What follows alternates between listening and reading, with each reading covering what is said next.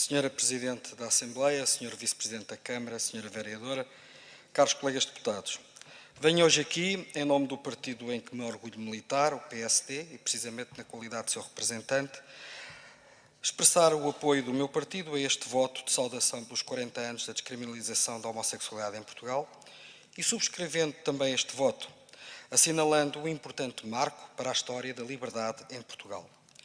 Com efeito, para milhares de portugueses e de portuguesas, a verdadeira liberdade prometida pelo 25 de Abril só chegaria 8 anos depois, em setembro de 1982.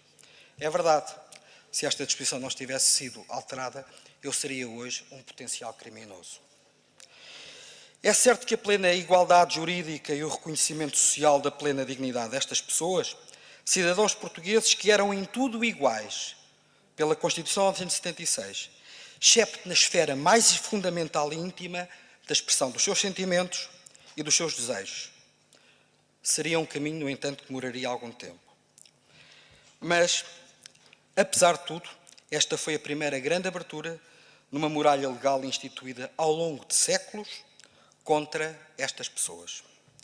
Por isso, salientamos aqui este marco de humanismo, já agora também legislado por iniciativa do 8º Governo Constitucional, da Aliança Democrática, composto pelo PSD, pelo CDS e pelo PPM, esfiado pelo nosso fundador e militante número 1 do PSD, Dr. Francisco Pinto Balsemão. A este respeito, invocamos também aqui a memória do Dr. José Menezes Pimentel, Ministro da Justiça nessa altura, sob cuja pena e responsabilidade recaiu esta histórica reforma legal. Ele foi igualmente um dos nossos fundadores e um dos nossos antigos presidentes, e constitui ainda para nós uma importante referência moral, não só do nosso partido político, mas estou em querer também da democracia. A propósito deste assunto, recordo aqui as palavras do antigo deputado do PSD e eminente penalista, o professor Manuel da Costa Andrade, proferidas na Assembleia da República ainda no ano de 1978. O direito penal não deve ser guarda noturno de uma concreta moral. E toda a atividade praticada livremente entre adultos e em privado não deve ser objeto de repressão penal. Estas palavras demorariam a fazer o seu caminho. E já em sede de adoção do novo Código Penal de 1982, na Assembleia da República, o professor Manuel da Costa Andrade defenderia de novo, com a sua verve única e absolutamente brilhante, que o direito é a tutela jurídico-penal da liberdade e que deve ser o guardião da autenticidade da expressão humana em matéria íntima e que não se deve deixar de ser a tradução de quaisquer cartilhas moralistas. Um país que se orgulhou e bem de ter sido pioneiro em tantos avanços legislativos no âmbito penal e cívico, reencontrou, nesta altura, um pouco atrasado, o seu lugar na história.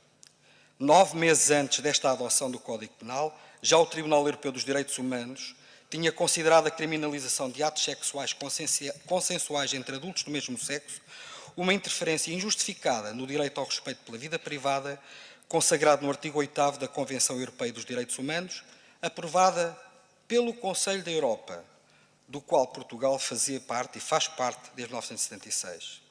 Esta decisão foi, aliás, histórica, porque foi a primeira decisão proferida por um órgão internacional a estatuir que as leis criminalizadoras da orientação sexual violavam os direitos humanos.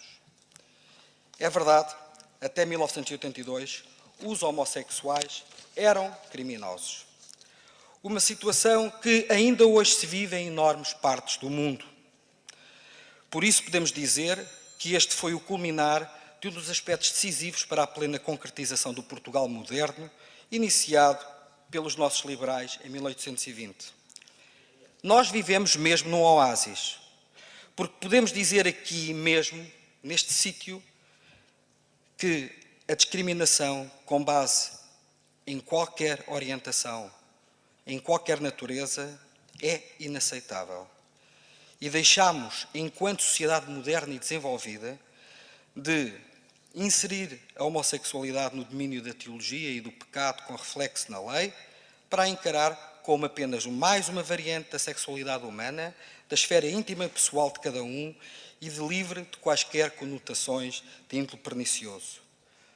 Ao votarmos o presente voto, não esquecemos os muitos homens e mulheres que sofreram injustamente por um preconceito marcado na lei. Muito obrigado. Muito obrigada, Sr. Deputado. Senhora Deputada